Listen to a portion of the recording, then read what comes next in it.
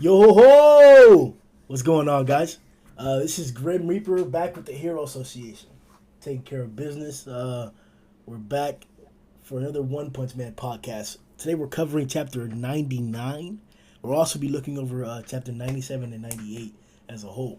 As you guys already know, and unfortunately, what the reality is, we don't have a complete chapter for 99 yet. This is the second segment that has been 10 pages. So hopefully the next portion is the rest of the story. That being said, we got Sasuke here, we got Kishin here, and we got Zonin here. What's going on, guys? Hey yo, what it do? It's your boy Zonin. I've watched your videos. You don't say anything. This is how I talk. Phoenix flares. Fucking this guy's crazy. This chapter. At first, I wasn't necessarily fucking with what Phoenix Man was doing. He seemed kind of underwhelming to me. But the more pages that we get, the more like fleshed out as a dragon he is.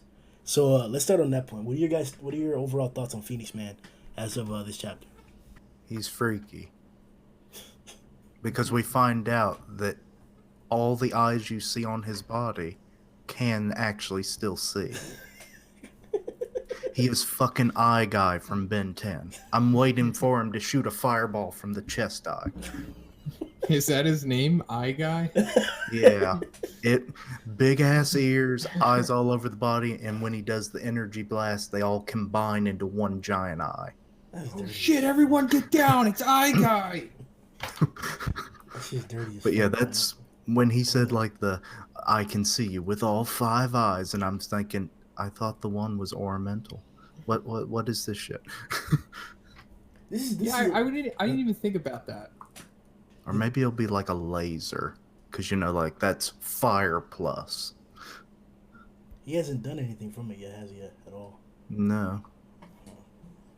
But I think that was to maybe introduce the concept that like this eye does function.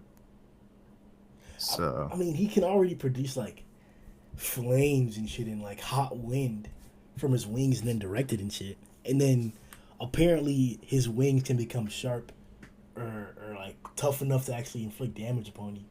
Because they took out those drones pretty easily just by flapping and shit. So I'm like, well, what's up with this guy? What else can he fucking do?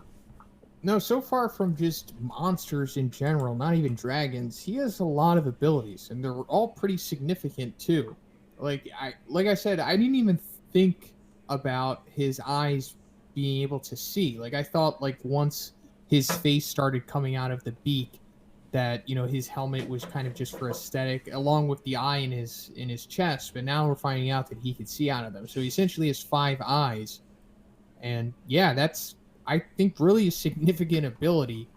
Since he can cover most of his bases. I mean, he almost has like a Byakugan thing going on. I mean, I don't think he has 360 vision, but compared to the rest of the monsters and characters, I think he has a leg up on them in that department.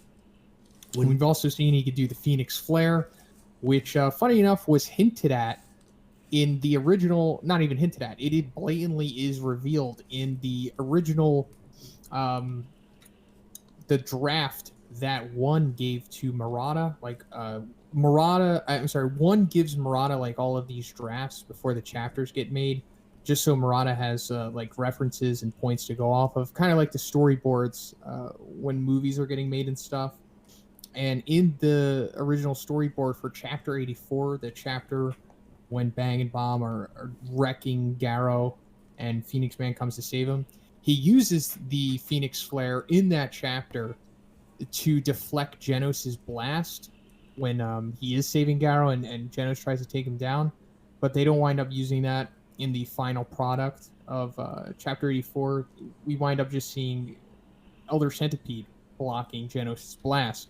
So I think it's pretty cool that the Murata at least wound up using that in chapter 98.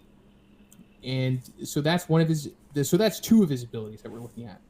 But he also has the sprinting thing that we saw. I forget what he calls it, Phoenix Dash or something, whatever. Phoenix Explosion, Beak Attack, something like that.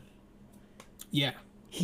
That's crazy. He actually pulls down the top of the costume, I guess, and it seals Oh yeah, up. for the beak attack. Yeah, Yeah, that is true.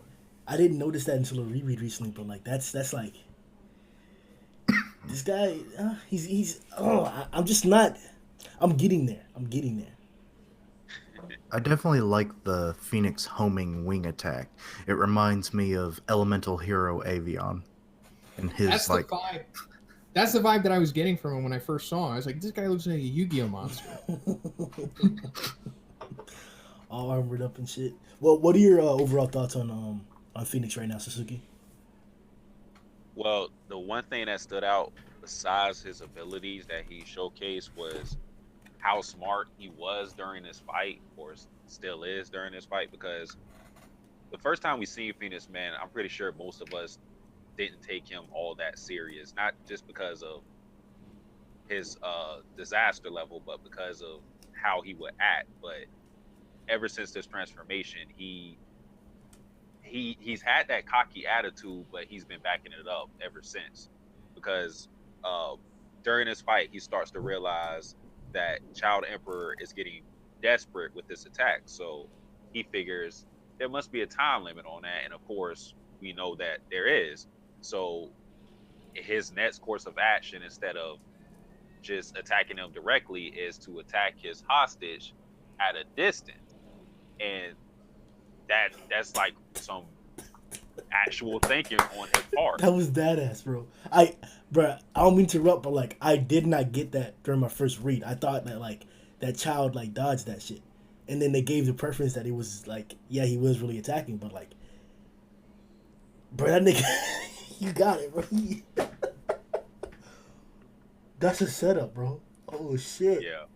Yeah. Set up for another cool Brave Giant upgrade too, with the divider shield. Oh yeah. I thought it was a sword at first, and I was like, "Oh, we getting the big fucking sword now," but then it turns out to be a shield, which yeah, seems to be using similar technology to the shield that's in the umbrella. to the umbrella one, yeah. Yeah. I was kind of hyped for that for a lightsaber too, for a brave lightsaber or whatever you want to call that shit. But like, The brave blade. I guess this is bad. What is that shit called? There's a toy that does that. I've had a toy like that before, where you like there's a handle and you just spin it and it makes noise or whatever. Yeah. I was thinking about that too, because all of his stuff is based on toys and whatnot, and childhood stuff. I wish they like showed it just a little bit more to explain like exactly what it is, but I was thinking like, what is that thing where you have like the handle and you crank and it's like ding, ding, ding, ding, ding. Yeah. That's Wait, I'm do you bad mean with like one of sounds. those like party favor cracker things? Where Yeah, it's... exactly. That's what I was thinking at least. Uh huh. I tried to. Never mind. Watch my live reaction for the. It's some ghetto ass shit. I took a knife and a pencil. Oh shit! No. Oh, all right, but Oh god, don't. Do not try that at home. nah, our viewers are 20 and then plus. Grim does it at home, so he breaking the fucking rule. And then he also pulled out these I guess brave drones. I forgot what they were called. Mobile drones. Just mini braves, I think is what Mini it. braves. Yeah. I see. Yeah, mini braves. Out of his back hatchet. Has this guy shown the most skill out of all the heroes? When I say skill, I mean like as in like attacks, named attacks, or like name techniques. Or Flashy doesn't match it. Flashy doesn't have anywhere near as many things that he's pulled out. You mean like variety? Yes, yeah, variety. Yeah, I think so. But that's like his thing, though. Like he needs to have variety. He's kind of like jack of Inspector trades. Gadget. Oh, another robot reference. I Yeah. love it. I mean, but like, take it on this aspect. A lot of times, the trope in the story is that like a character will show a new power, right? You know, he'll be doing well or bad or getting his ass beat or whatever, and then he pulls out a new power, and it's badass and it changes the aspect of the fight. But in this instance, that's continuously happening. we're getting that same charge. The majority of those times, niggas don't fucking like what he did to Boo, what Goku did to Boo after he turned Super Saiyan 3. And niggas like that he turned Super Saiyan 3. That's what was the badass part. So like the fact that he's doing that continuously, new tech, it gets beat, better tech. That gets beat, a different way around it. Like shit like that, that's what I think is charging this fight for me. Because I've heard, shout out to Bardock. Check out the link in the description, guys, to the Discord. We're in here talking about One Punch Man and all kinds of stuff all the time. Bardock was arguing the other day that he thinks this is the least exciting fight we've gotten in a while. I guess he just doesn't fuck with Child Emperor.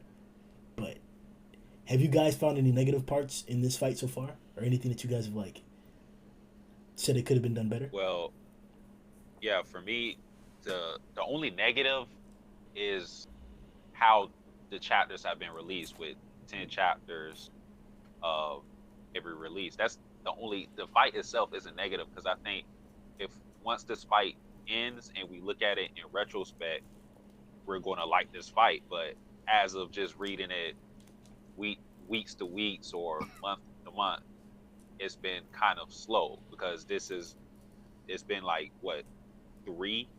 about like 3 chapters like this where we're following this fight. And for example, like the Flashy Flash fight was 2 chapters, and it was like it ended right there. But this fight is going to at least be 4 to 5 chapters. So I don't think it's the fight itself that's boring. It's just how it's been released, the pacing of it, really. Agreed. I mean, yeah, for sure. But how do you remedy that? Because like, from all the stories that I've read, I know it's an actual trope that people will like leave cliffhangers in the middle of a fight, or in One Piece, Oda pans away from certain things in fights all the time to build up more suspense for it and shit like that. So I can agree that the time we have away from this fight in terms of releases is definitely affecting how we're viewing it. But like, what would be a different way to do this? Because a lot of times they do the same thing anyways. They like, instead of fucking missing a week, the author will just not show you that part of the fight. I personally don't like when writers or creators do that. And like with Oda, I don't, and sometimes he doesn't pan away from stuff. He just straight up tells you that it happened and that's it. Like it actually happened in chapter 925 when he was like, oh, hey, the revolutionaries are going to be taking on the government, by the way. I mean, on the admirals. But yeah, that's Green it. Bull versus Sabo and the Revs. Yeah, I guarantee we never see that. Mm-hmm. And I think it's a crime to do that when you have these awesome characters. Like with Absalom and Shiryu. That's fine. We don't need to see that. Like, you could just tell us that it happened. That's not really important. But, like, I think it would be a crime to do that in One Piece. I'm sorry, in One Punch Man. Because, first of all, we don't really have, like, the expansive universe that One Piece has and other animes where you can just simply tell us that things happen. At least show us some stuff. But like Satsuki was saying, this is just taking way too long. And it's kind of like an ancillary fight. But I do like the fact that it's different. And I understand that Bardock and other people aren't on board with it. But it's just the variety, not only that Child Emperor has, but the variety of different styles and matchups within One Punch Man that I think makes this fight so interesting. Because we just came off of a fight where we saw super fast ninjas going all over the place, like crazy fight scenes and epic battle. And now we're just taking it back a little, and we're showing 2 intelligent fighters going at it with more of a calculated approach, rather than just pull out our sword and go the speed of light. And, I like the change of pace. But at the same time, the pace is just a little too slow.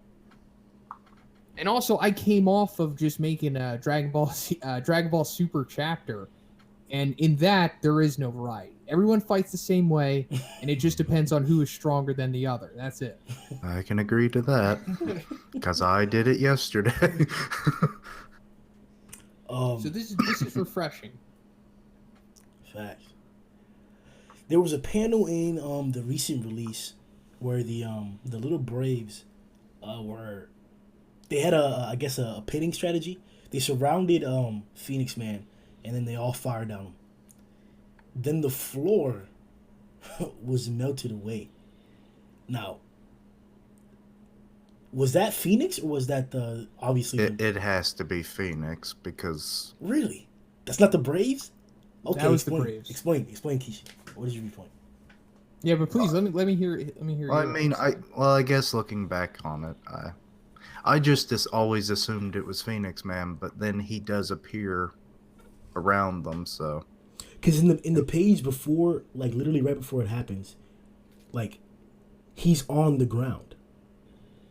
So I'm like, well, that's why I thought it was him that did it. yeah, because he's gone, and like they're just the panel right after that. The fucking the Braves are just like floating there with the hole there. So I'm like, how could he have broken your encirclement? First of all, secondly, where did you go? And then all of a sudden he appears right there next to them. So That's the thing. You're completely justified in thinking that. Like, I don't think it's wrong to believe that it was Phoenix Man's, and especially since like he is all about heat and fire and stuff, and he has shown that he can be fiery for the most part. But I think it would have helped if Murata just added one little more panel just to show that the beams are making contact. But at least in my opinion, what we are seeing here is the end result of like all 5 of their like little mini beams shooting the ground, and they're essentially melting it, and Phoenix Man just avoided it. I have to agree that that's most likely what it probably is, especially because it's like a circular hole. But fucking A, bro. Those little Braves didn't look like this. They didn't look like they do this much, man. That's crazy as shit.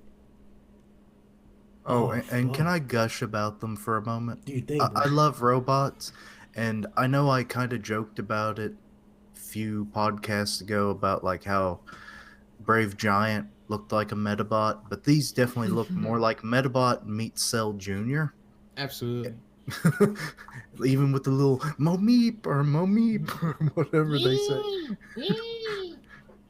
And in the very next page, when you see the soaring wall or whatever the like heat gust that Phoenix Man does, you see one of them being toppled over, and it's the most adorable thing I think I've seen in the series in forever. So, Please don't use that word anymore.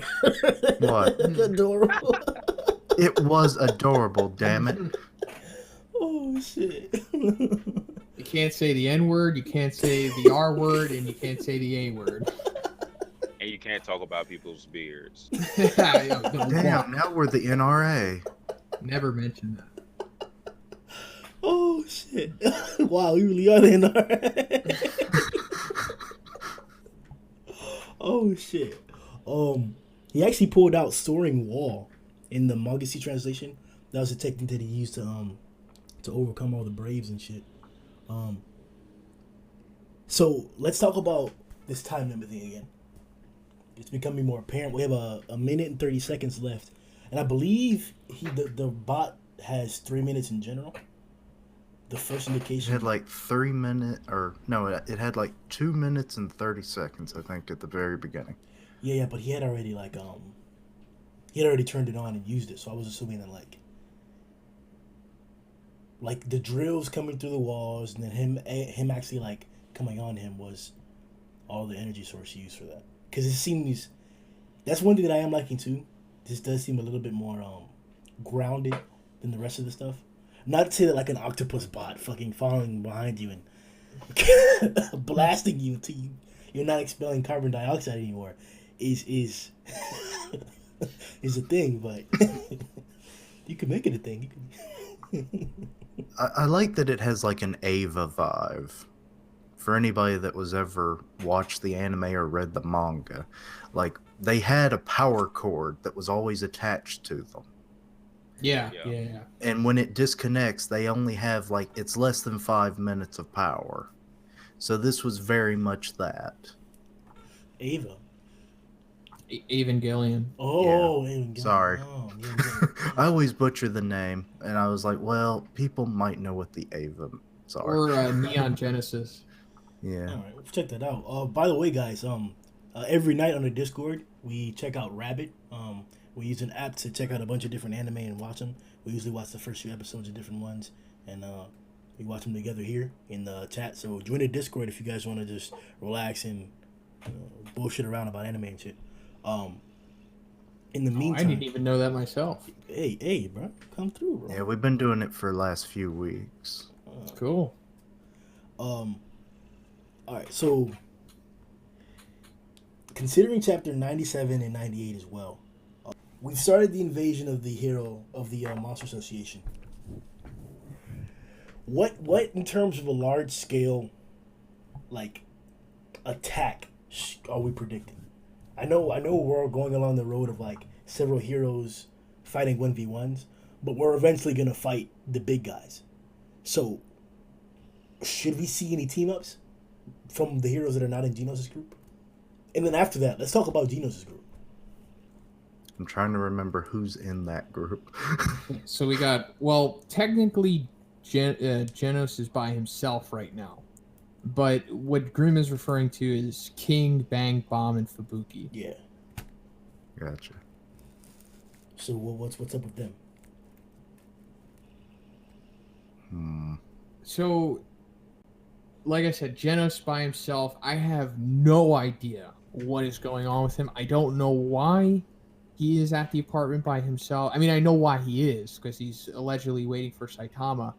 But from a storytelling aspect, I don't know why he's there. I don't know what's going to happen to him. I really can't even guess, to be honest, because it's just so bizarre why the story is going in that direction with him. But King, Fubuki, Bang, and Bomb, they're headed to the Monster Association their own way. So they will run into whoever, to be honest. Is that a formidable enough force? Two of them are Oh my god. we can say that, but two of them are downgraded in actual strength scale. So, what happens when a guy who doesn't know about the greatness of the King Engine shows up? Because Elder Centipede, he didn't hear the King Engine. He didn't hear it. And His own little bug but- sounds were canceling it out. He still got one-shotted, though. by King. Yeah. By King. So, I'm sorry, just King. Just let's say King's not even there. Just Bang and Bomb. Jesus, man. They're pretty damn formidable. Yeah, but as it's already been stated, they're not in the best condition right now, so they might not be going back to the old folks' home. They might be going to the funeral home. In worst case scenario. so there are monsters here that can fuck on Bang and Bomb? It's very possible. Besides, I mean, obviously, Orochi. But are we giving the credit to these cagers to be able to fuck with Bang and Bomb? Cagers? Yeah, cagers. Yeah, that term, cadres, executives. Oh, yeah, Oh. yeah. Whatever you want to call them. I bro. always call No, them yeah, barbaric. there's or multiple translations. One as cadre, one as executive. I personally like executive, but can they take on an executive? Well, Elder Centipede was an executive, and since he was introduced, early, we can assume that he is not he's not the top of the executives. So we saw how they did against like a base level one in Elder Centipede. Yeah, they So got if that's trashed. any indication, They get trashed. they likely cannot. Just guessing. I mean, they could compete, and they could not get completely destroyed, but winning, I don't know. Without the assistance of other heroes, it's unclear at this point. So Bang and Bomb lose to Rover? Yes. Rover, man, Let's do it. Go ahead. just based off of chapter 91, he's like stupid powerful. Like, you're gonna need like a Tatsumaki-esque level of hero to be able to take something like that on. If not a group effort from like 5 or 6 S-class heroes. I want to give more of an accurate viewpoint, or like, all right, take it like this. So Melgalord, the nigga that came aboard, Melzagard, yes, him. He took on several S-class, Metal Bat, Bang, and Atomic. Survived several encounters, whether he was at a disadvantage or not. He stayed alive. I believe that he couldn't focus his offensive on one of them because there were multiple there. So, do you think that Bang could have beat Melzord? Melzord? Melzergard? Melzergard. Yeah, I personally think he could have. But it all really depends on if he would have figured out the marble thing. Well, I mean, Metal Bat was the first one to discover it, and Metal Bat's not exactly the most intelligent guy. So I guess Bang could have figured it out. I mean, he does talk about how, I've seen you do your thing so many times, even a monkey could have figured it out. So I assume that Bang could have eventually soloed Melzergard, but that doesn't mean that he's weak or anything. Melzergard's a beast. He was taking on Puri Puri Prisoner, Atomic Samurai, Metal Bat, and Bang. And before that, he amputated E-Iron. Yeah. But But I'm thinking the executives are for sure stronger than Melzergard. Well, of course. I mean, you would only expect that the threats are going to escalate. They aren't going to bottom out unless it's fodder. I don't think that necessarily really pertains to One Punch Man. Because Okay. I think normally, the progression of a story, the stakes have to raise, the enemies have to get stronger. But, if we go back to the earlier episodes and chapters and arcs, those characters are just as strong as the ones we are seeing currently. I mean, in fact, no one has surpassed Boros at this point. No one has even come close to surpassing Boros. And Vaccine Man and Beefcake, those guys are still, at the top of the power scale. that's actually what I was gonna say. That if we're gonna take the top 3 guys from Boros' arc, it would have been Boros himself, Psychosis, I think is his name, or the Psycho guy, the psychic guy, and then Garugan Shoot. yeah, Garugan. I know, they all have weird names. No wonder you didn't remember, because I didn't. Garugan Shoot, Garori Boss, and Melzergard. But It's yeah, not even Japanese. It's just bizarre. if we compare them to Orochi's side, so it'll be Guro or Orochi first, Guro, and then whoever else we want to call the third, maybe probably Guro. I think they win. Boros would win. The Dark Matter Thieves, yeah, it's looking likely. I think Boros could probably solo all of them outside of Orochi. Yeah, that's pretty much what I was about to say. Boros will slap all of them. I mean, but Orochi would slap all of the thieves besides Boros. Yeah, this is actually confirmed by Murata. Really? Yeah, Murata said on a live stream that if the 3 generals of the Dark Matter Thieves were to take on Orochi, they would get essentially low difficulty by him. Shit. Yeah. Oh, fuck. It's like, oh, I thought you were going to say, oh, no, Boros, he don't dodge the slap. He just goes right through the hand. Yeah. But no, apparently not.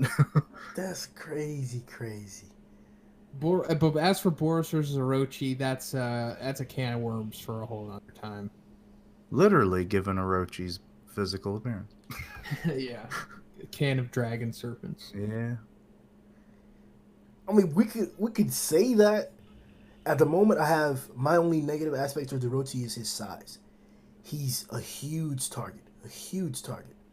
So I'm interested to see how that's gonna play out in the fight, because Saitama was a big ass fucking chapter 1, the Beefcake. Beefcakes. Smacked him, took him out, hopped up there and smacked the fuck out of his ass. Carnage Tyrant ran around, and then whenever it was most opportunistic, Saitama just one-shotted his ass, but he was able to run around. So Genos chased Saitama around.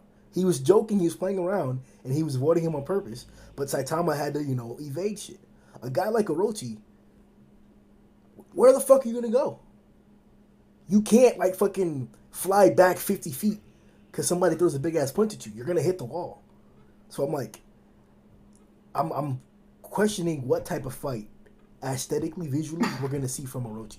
Because the Garo shit, that was fucking, immensely badass. But a part of the hype was the reveal of Orochi. It was just seeing that. So, what if we just take Orochi isolated? Just him by himself. Is he gonna be that cool in terms of fighting wise, or is it gonna be regular kinetic power? I can hit hard, I can shoot beams? Is he gonna fucking fly up and those dragons? Like, what do you guys expect from Orochi? Let me stop rambling. What do you guys expect from Orochi? I could definitely see, like, given the structure of the Monster Association's base, like, it has a very mechanical inclined design. So I could definitely see, like, all the little open hatches and stuff closing for that fight. And then it's like, okay, we're letting the boss take care of this one. And then it just, like, kind of compresses. And with his serpent dragon heads and all that, he has no problem in restricted spaces, I'm sure. So, and then, like, they open it up, and then that's when they see what goes on in there. And then it's like whoever ends up fighting him is possibly the victor. Or he's done eating them. I don't know. So the terrain changing, huh? That's what I suspect. I'm completely wrong. Who knows? Shit. All right. What about you, Sasuke? What are your I'm thoughts thinking- on Orochi? Yeah. I'm thinking Orochi is going to be like a tank, where he's going to take hits and not be affected by them. Kind of like how we have Elder Centipede. Yeah, I just see him because obviously he's huge. He could be fast because we've seen that with what was his Kabuto? I think that was his name. Yeah. Like way back. Like I don't expect Yeah, him like to. a Surukabuto. Yeah. Yeah, I don't expect him to be moving around like that. He'll probably just sit in his chair and just let you attack him, and it's not going to do shit to him. And then he'll go on the offensive and just demoralize you like that. That's what I see with Orochi. If one of the most destructive ass motherfuckers in Metal Knight fucking had his shit fucking thrashed by this guy, and he's like offensively one of our top guys. Like, there's not many people in the association who cause as much destruction as him. What the fuck does that say about his durability then? That's what I believe is going to happen. Like, we're going to have somebody with a huge offensive power, and if we see Orochi tank something like that, that's how we're going to know like shit is real. Like, we had to pull out all the stops to take this nigga out. Damn. What's up, Zuni? What are your thoughts on Orochi like that? So you're saying that a quick, fast, agile opponent can overcome Orochi? What do you Not at think all. about that? What do you think about how he will fight, and what do you like all of it in general? How people will do against how he fights. So I think everyone here is more or less correct with their assumptions. Satsuki said that he is a tank. I fully expect that. Kishin said that he fights better in enclosed spaces. I think that is true as well. But Orochi, he's kind of like perfect for the most part. Like he doesn't have like a weakness. While he is huge, he's not necessarily the fastest, but the horns that he has on his head, they kind of make up for that disadvantage because they'll just go wherever they need to. Like, they're so fast that they are like just almost as fast as Pre-Woe Garo was, if not just as fast, because they were able to pierce him. But Pre-Woe Garo eventually got faster as the fight goes on because that's one of his crazy shonen abilities that he has. So aside from the horns, which he could fight multiple people at once, they're crazy, as fast like bullets and whatnot. But he also has the martial arts adaptive ability. He has the ability where he could transform into like a T-Rex if he needs to, or he can go like half T-Rex, half humanoid. And then on top of that, he has the fire beams, which are just so ridiculous.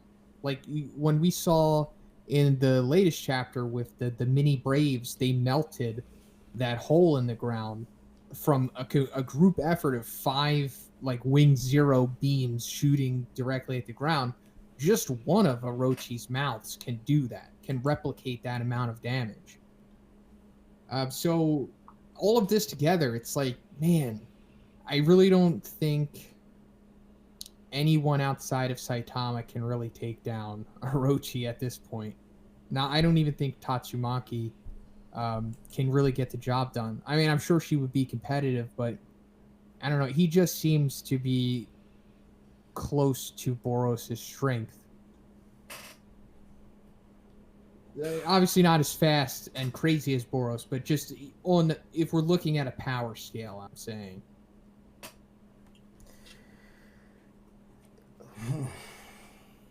I mean, we'll see. Cause, damn man, like that made me think in itself. Like if Child Emperor is doing that with 5, and that this man had heads on his hand was made of dragon heads, like. Oh, also, Orochi now knows the Water Stream Rock Smashing Fist. Also. Oh, lovely. Okay, here's a idea that popped in my head. Okay, because he's reptilian, let's say, for a better thing, because dragon, snake, serpent, whatever. What if he sheds outer layers of his skin that might get damaged, and then he minimizes his size, and then starts using that art style? Like reverse Elder Centipede? Yeah. That would be interesting. It's like I taught him that move. That is true though. Snakes and shit do shed their skin, so I'll be interested to see if that comes up to play too as well.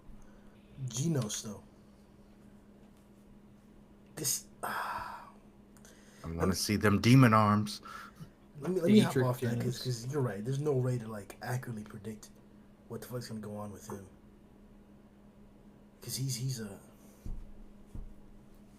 We've been given that for a reason though. The fact that he has basically a wild card in his chest. That he was told not to go ham. Are we to expect like an attack on the Hero Association? Nothing that has been outright hinted at yet, at least. It could be something that's a possibility. I mean, the Monster Association does have their numbers, and there ain't much guarding the home front anymore. And they even taunted for the attack, wasn't it? Then they told like, they're like, come get him and shit. We have him and shit like that, right? Like he's a hostage. He was a hostage. Well, did they give demands or anything like that, or did the heroes not give them time for demands? I don't recall. Like Giro or the Monster Association never made official demands for anything, right? They just got captured and then we were mentioned that fucking the monsters want to just kill all things, right? Something like that. Or the monsters' goal is to live on the surface, correct? Well, they're not giving them yeah. that. I think that's their goal, is to have the monsters essentially have free reign in the world. Okay, because I gotta reread because I don't know where I'm getting that from, but that made sense because they had huge incentive, no doubt, from the beginning to attack the Monster Association, money-wise. When their sponsors is there to lose money, it's not anything. I found they have 5 objectives. Okay, bet. The first one is strike fear to human population through monsters rampage. Okay, they do that effectively. Number 2, kidnapping important hostages that are vital to the operation of the Hero Association. Okay, they've done that. Transform several powerful humans to boost military strength of the organization. Yeah, we've seen. So that's phase. Not been as effective. But we saw that phase though. It was implemented. Yeah. And then number 5 is build a world where monsters reign over humanity. Oh wait, I missed one. Yeah, I know. I'm looking right at it and fucking miss it. Number 4 was destroy main force of the Hero Association, which is the S class, and then weaken the association as a whole by attacking their headquarters. Oh yeah, so there you go. So they did mention that. Okay. All right. Huh. We all kind of indirectly answered it without knowing. Yeah. So then a counter, because destroying the main force could be having them, or what they've done, like tunnel them niggas into the fucking underground base and then just kill them there, where it's most opportunistic. But I just see the opportunity, like, you have a strong force of heroes attacking. They've already got to the hostage. And one of the weird fucking parts, I don't know if you guys noticed this or not, there was super fodder guarding the hostage. Super fodder. True. They did mention, though, the monsters that were there, that, like, since the heroes had already attacked, the hostage, like, whatever happened to the hostage didn't matter anymore. That could be answered by the fact that, like, the hero or the monsters used that to lure them in, to kill them down here, as we did see. Or Oh, they lured them in. I'm rubbing off on you, aren't I, Graham? For that sneak, bro. That sneak. You know, y'all come over here, bro. They fighting in this alleyway. But then you go rob their car that they came over there with. It's just theory, bro. It's just theory. It's the One Punch Man podcast theory. See if that comes out to be true. Yeah, that's a good one. Like, I wasn't thinking about that, but now that you say that, I'm starting to actually believe that. That would make sense why we have like Genos on the outside, and then he could defend the Hero Association. But if that is the case, it's gonna whoever they send, like the monsters, whoever they send to attack the Hero Association, if it does happen, Genos is going to need some help. If they send some actual dragon level threats his way. Yeah, I would assume there would be some big boys. Like, Yeah. this is just like flowing into my head right now. Like, please don't take this literal, but like, imagine seeing Orochi on top of the fucking Hero Association tower like Godzilla, or excuse me, like King Kong. No, that'd be so dope. That'd be fucking crazy. A snake, dragon, demon shit at the top of just like.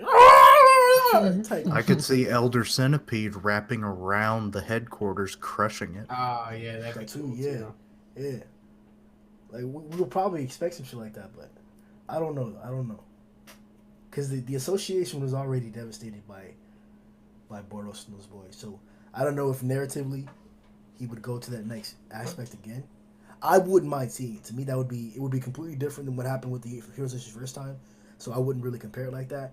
But I could see how, in a narrative aspect, in terms of like increasing the scale of things on certain occasions, where you wouldn't want to replicate, a city's destroyed again or whatever. I said, make that shit happen, Murata. Just make something happen. You guys already know he watches the podcast, bro. Yeah, religiously. Everyone, bro. Yeah, that's why he had to go on break and do all this crap with the chapter. It's like, damn, I got to one-up him. One thing for me, do you think that the last punch that we've seen from Child Emperor is that going to take how am I forgetting Phoenix? Is that going to take Phoenix out, or is he going to dodge that shit? He looks a little off guard, but I could definitely see him zip past it. Because, I mean, with how much time that Brave Giant has left, I mean, it's going to go down to the last seconds. I think it would be kind of lame if he does dodge it, because this is like the second cliffhanger with this fight so far. And if he just dodges it, it's like, all right, cool. Like, we already know that he can dodge it. So at least let's see him take one strike, because I don't think he's been hit. No, he was hit by the initial punch from Brave Giant. Never mind. And he did kind of tank it. So, yeah, I don't know. Honestly, your guess is as good as mine. I mean, I would like to see him get hit by it, but not necessarily be defeated by it. Maybe just rough him up. Yeah. See, I actually think he's probably gonna hit him because of the rhythm of the fight. This hasn't been like completely one-sided.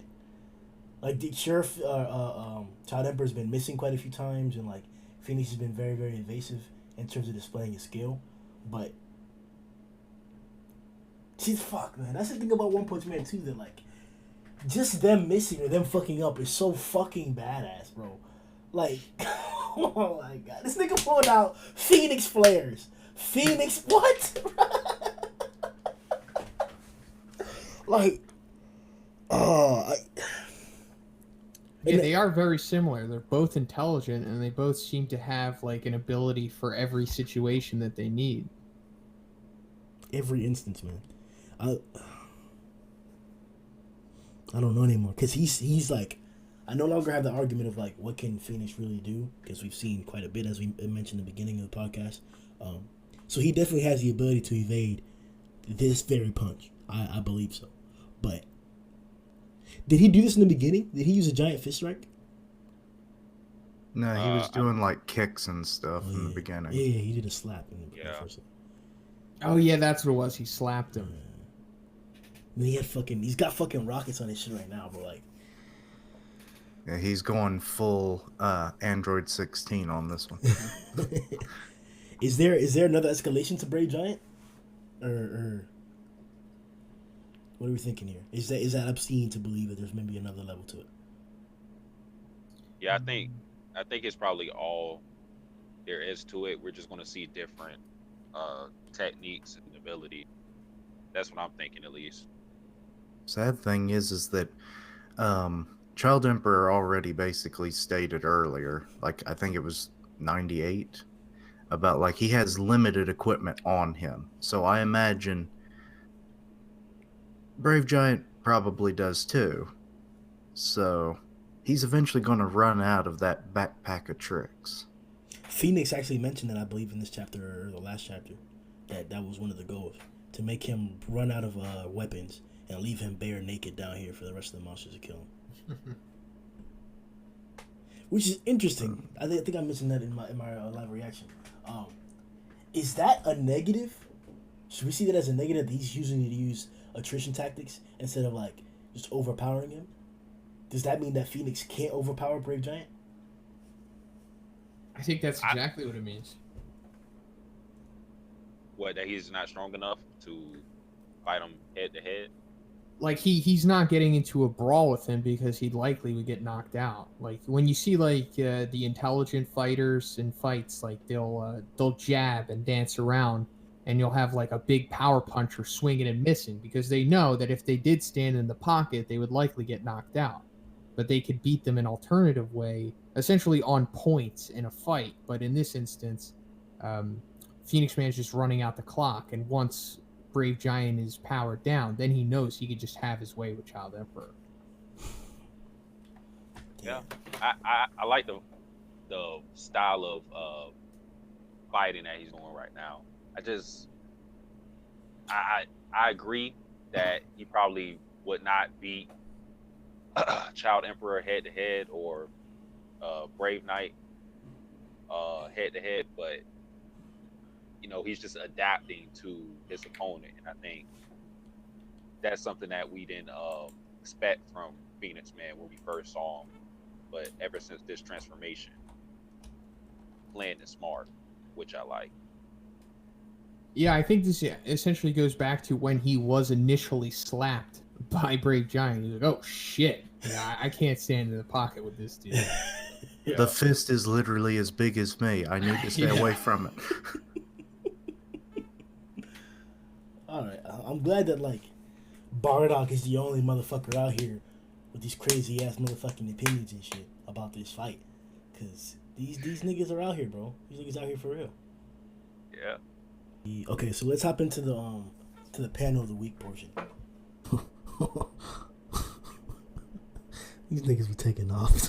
Hey, wait. Hold on, I got a question. Quick question. Do cover pages count? Yeah, man. Yeah. It's a picture. Well, I got one. The literal cover page, really. This is your favorite Yes. picture? Yes. You are not getting my vote.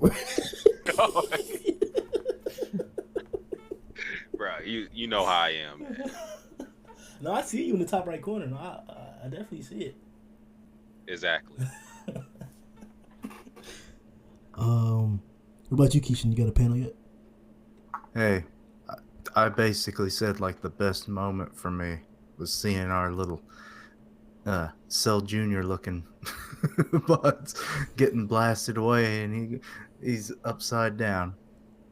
That and just in general their introduction. I mean, it was not something I was expecting.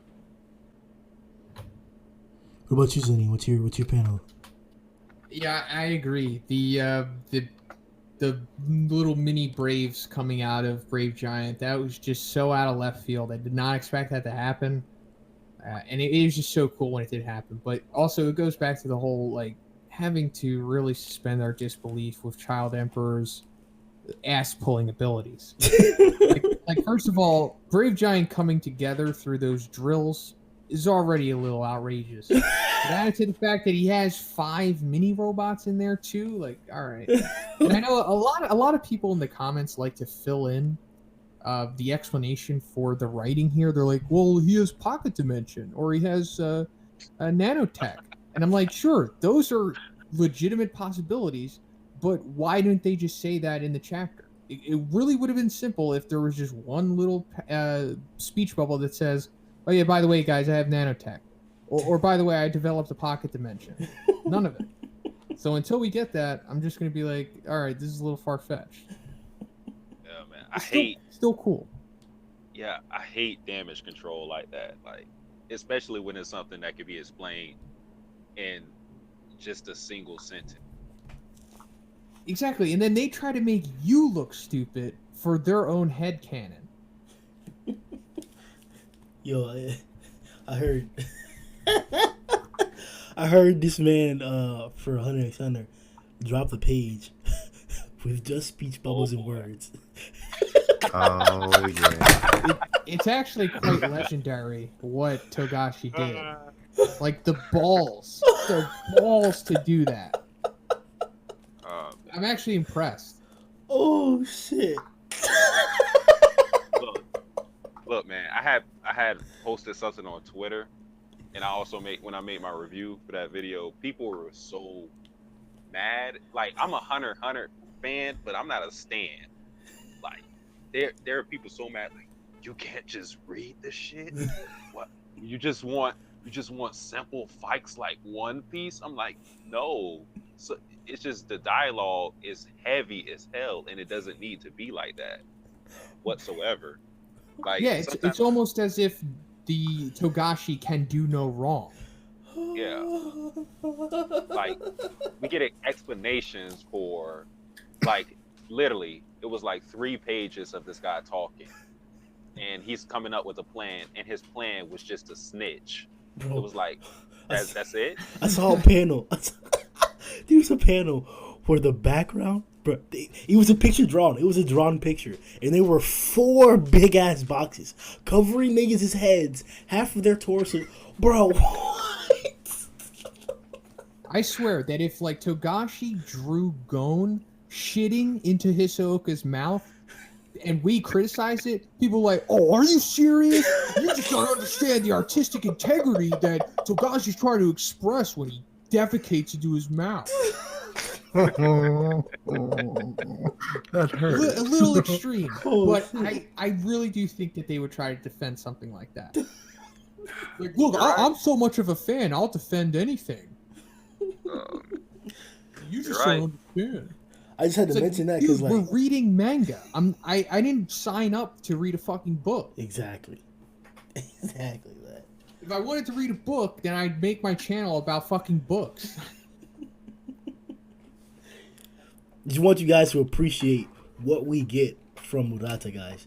Like, this, oh my, like, the fact that these pictures will be timeless. Like, that are like, they're no question legible. There are other 7 Deadly Sins. My channel, the channel that you're watching this on, this podcast on right now, the second main content we have is 7 Deadly Sins. Third being One Piece. That art, as good as the story is not legible sometimes. You really cannot tell what's going on. There are legit scribbles on certain pages. It may be done on purpose, but they're scribbles. Not one picture in One Punch Man is like that. Not one. There has not been one panel where I had trouble understanding what was going on because of the drawing. I may have, like, not understood the pacing, or like the choreography of what the picture is, as all pictures are. You know, you have to take a look at it second or third time to really accept certain things. But Murata's a god, bro. No, exactly. You're 100% right. And not only that, but Murata is so good that he felt bad when in Chapter 95, when he rushed it out and he gave us perfectly fine quality, which is similar to Oda and Horikoshi. And he felt bad for giving us that he went back and redid it. I ain't never heard of Oda redoing shit. No, fuck no. Yeah, and Horikoshi did have that one bad panel during the not sports fest, but the cultural fest, because it was a bad week that week. Shit. And please don't take it out of perspective, guys. We're not saying that other artists aren't exceptional in their crafts. There are different forms of drawing, different forms of art. It's one of the gifts that we have as humans, and in a developed brain, we can make art. So we know it's gonna be different appreciative. But any nigga could walk up to this manga and be like, "Oh, that's badass. Oh, that looks amazing." Oh, absolutely. Like, you know, art is subjective, of course, and Oda and Horikoshi and Togashi, they're all very talented in their own ways. They got to where they are for a reason. But I think it is an objective fact that Murata is way above them. I think the only guy that I say is probably better is the guy from Vagabond, Inoue. But I mean, there's a whole bunch of like super high tier guys. There's like Murata, there's Boichi, and then there's the Himura, the guy that does Berserk. I forget his name. You got Berserk thing. Kentaro. Miura. Oh, Miura. That's what I'm thinking of. Yeah, like they're like the super mangakas, I'll say. Comic stories and shit. Like they're like freaks of nature. Like they're born with that kind of talent. Like you can't learn that. What about my nigga Isayama? What did he draw? One guy in the comments. My panel is I just posted in the art gallery. It's when Phoenix is when Child is coming with his like kick, and he has his blasters going off from the back. That perspective just looks badass. Like just seeing his eyes and like the flash of his kick coming fast as fuck. Like I used to think this nigga was slow as fuck in this clunky suit, but it's really not that slow, like at all, like at all. To be threatening Phoenix, man, this is actually kind of fast. Like I think that's also one of the reasons why they added it. Because if he wasn't fast, it's understandable that he is big and powerful, but the fact that he is super fast really makes Brave Giant like almost overpowered. At least in the world of One Punch Man. And then effective offensive weapons, like it's Well, it's a trump card for a reason. I just don't accept when he dropped down on his knee. Oh, I have to use this so early. I'm trash. Like, fucking. But all right. I think those were the panels. We got to vote on them, so we know Sasuke isn't winning. Did you post your panel yet, Zonin? I'm doubling up with Kishin. Okay. Damn. So y'all just gonna. All right, bet. Okay, so basically one for the introduction and then one blow him away. I love him so much. So who's panel won? Which one is the best? Who's voting for the cover page? Me.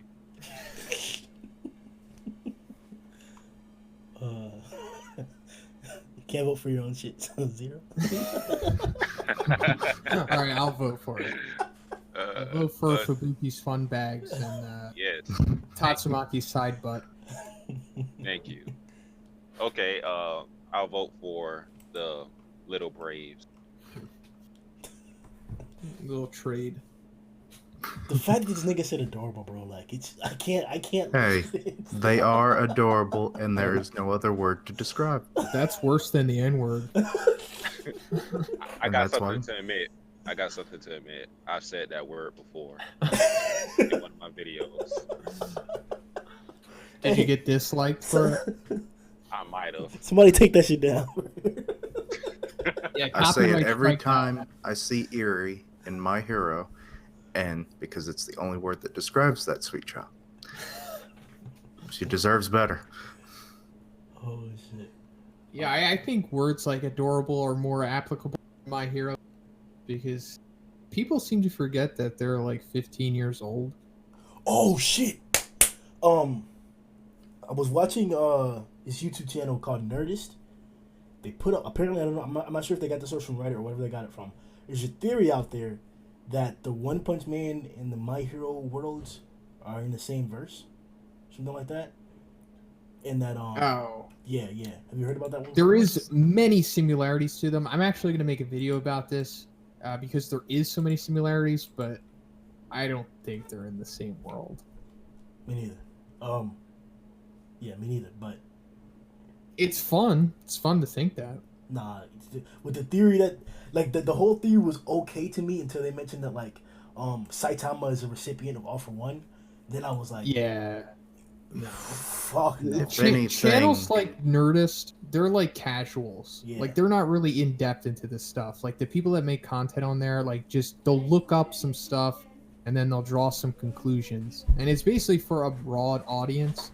But people that really know what the hell is going on with these, like us, can just easily debunk it. Yeah. They're more of comics also as well, but it was because it was on the source that I watched. It was interesting to see that shit. But yeah, bro, I already mentioned it here. My Hero is super duper trash. Please don't ever compare it. We will one day get him, fans. You're never. Gonna, I guarantee, Grim, you will come around to it eventually. I'm telling you, like the amount of trash that My Hero is unprecedented, bro. Unprecedented trash. Dude, it's gonna be too big. In like the next year, it's gonna be like bigger than Naruto, than how big Naruto was. And like you're gonna have to get on board, or you're just gonna be on the outside looking in forever. I'm down with that. I'm down with that. Damn, dude, you don't have to be. I'm gonna let Saitama lead the way, bro. I'm gonna let Saitama lead the way. That shit's like it. I only mentioned it because like it got me so infuriating listening to it. Like it wasn't even that the theory was bad because it made sense. They were like that the One Punch world is like I guess the apocalyptic version of the My Hero world or something like that. And then they pointed out in the video that the fact that like people in One Punch don't have quirks and shit like that to be and the fact that like I forgot what the other like big plot hole was, but there were two glaring plot holes that made it completely implausible. But they were mentioning things that like, for example, how the cities are always being destroyed and shit like that could be an effect of like what My Hero turned into in the future, or the fact that like people turn into monsters all kinds of ways could be effects of like quirks or whatever. It was shit like that like you could really mix into any story.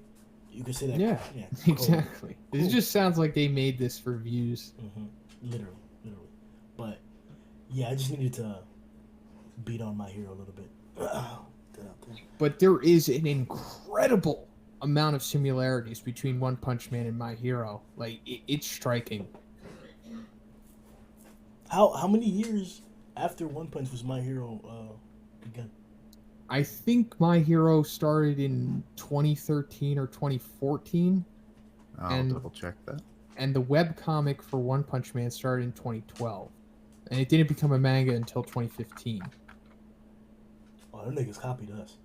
All them niggas copied the fuck out of us. Everything, bro. Straight everything. 2014. Especially in the era of My Hero started in 2014. Mhm. Oh, they super duper copied us, bro. Especially in the hero of Marvel's fucking monopoly on cinema. Like, nigga. Nigga Well, super copied It's us. even said that Horikoshi, like, he grew up on American comics and stuff. So, I mean, it's really not that odd of a selection for a manga series for him. I'm But surprised. also, fucking, like, My Hero is like an amalgamation of all of the things that work in like battle anime and Sure. comics in general. That's why it's so successful, because it's just so familiar and so accessible to everyone. agreed. It is easy to walk into. I agree with that. Because them niggas copied us. That's why. So I think that was about it for today's discussion. Is there anything else we had to break down or elaborate upon or poke fun at or anything like that? Now we could probably get into a much more expansive discussion on the next podcast, because hopefully by that time this whole fight and chapter will be wrapped up. Agreed. And hopefully things will be at a normal pace from Yeah. then. Yeah, that's just fucking with my views, dog. Like, niggas don't like short chapters, bro. Tighten up with that. Stay tuned for some other videos along the way. If we don't end up getting another chapter for like a whole another like month at the maximum, expect like a special podcast or another one of these relax sessions or even like a live video. We may do some like top 5 monsters or biggest titties or some shit like that. We'll come out Top 5 monsters with the biggest titties. Exactly, bro. I don't think we even have 5 monsters with big titties. Yeah, there's only the one. No, we got 2 that I And- can think of off the top of my head. We got Eyesight, the snake bitch with the huge tits, and then we got the Bowsette fodder monster from '98. Oh yeah, the Yeah, one that that was only dirty, man. Matt Yeah. wanted to take notice of. See, Matt ain't gay. He know his titties wherever they are. All right, guys. That being said, check out the polls. I probably came up with some questions. We didn't have a lot of time to get everything started for this podcast, so stay tuned for the next one. You are gonna see a One Punch Man podcast announcement. Maybe not for this one, for the next one. So stay tuned for that too. We got some shit coming for y'all niggas. I know y'all niggas look forward to that shit. I know y'all niggas look forward to that shit. That's the shit, nigga. We got it for y'all, boy. Got it for y'all. Check out Zonin's channel. I think he's at like 500K now. Get him to 700K. Come on, go over there, click the red button and shit. Satsuki. 500K. Yeah, you already know. You already know. I didn't even know myself. Hey. Satsuki, I think he has I think he got a girlfriend now, wouldn't it? Didn't you get a girlfriend too? Hey man. Hey man. Dude, love no thought, man. What are you doing? Where you got the information from? Fake news. It's like, where is she? I want to know, right? Oh shit. Wait, if it's a waifu, it's okay. Oh shit. Check out Keisha's channel. Keisha just hit 100 subs. So you know he's gonna do his topless nipple mustard on nipple special and shit. Do the whole Wait, what? All I hear is random Must- words thrown Mustard on nipple? yeah, basically. No. He throws and then take But his shit I off. might be getting into live reactions of American comics as a side thing. That's interesting. Oh damn, bro. So you actually had some. Oh shit. All right. Well, do you guys have anything that you guys gonna do innovative or new on your channels? Want to talk about? Oh yeah. I got a stupid video coming out. Maybe tomorrow. I'm gonna what the hell was I doing? Oh yeah. I was gonna rank the strength of Love Live characters. So that What you I'm said? being completely serious. I have all the shit down and I'm ready. Dude, I'm gonna watch it now. I It's in don't my mind. Love Live. Never heard that shit. Yeah, I that's why I was like, I don't know what that is, but I'm intrigued. I'll post something in the art gallery shit so you'll see. It's about the video is about to go dumb. Trust me. To the viewers, I've been looking for this manga. I forgot the name of it. Go in the comment section and tell me if you know the name. It's about like these kids. I don't know the exact synopsis, but like, apparently a few people have the powers of angels, and then they have to like go into a competition to kill each other within a certain amount of time period. That's how the manga starts. So if you know the name Dead of that, Parade. no. That was Dead Parade. No. Like they're angels. Like they're literally angels. Like they got the power of angels, and I guess other people have the powers of angels too, for some instance. And then it's a competition that they have to kill each other to become like God or something like that. I guess is what it is. And the last one standing becomes God. I don't know. If you guys know what the fuck I'm talking about, hop in the comment section and tell me what the fuck the name of that manga is. Besides that, Zoni, did you have anything? Nah, man, just check out Satsuki, Kishin, and Grim. All right, well, if you're not gonna say it, I'm gonna say it. Dragon Ball Z, Dragon Ball motherfucking Z. Hop on Zonim's channel for that shit. Dragon Ball Super, man. Oh, Dragon Ball Z's dead. Dragon Ball Super, the Super. It evolved. Add that shit in there, bro. Like it's a different story. Okay. Check out that content. I know that the majority of the anime community is Dragon Ball Super oriented, so y'all know, just slide right up over in there along with your One Punch content. Like, subscribe to the video. I think we hit 300. Yeah, we hit 300 the other day. We're on the way to 400. Click that red button. Yeah. Just click that shit. Just click it. Just click it, bro. We're on our road. We're on our way to Viridian City. Get us there. All right, guys. See you guys later, man. Yo ho ho!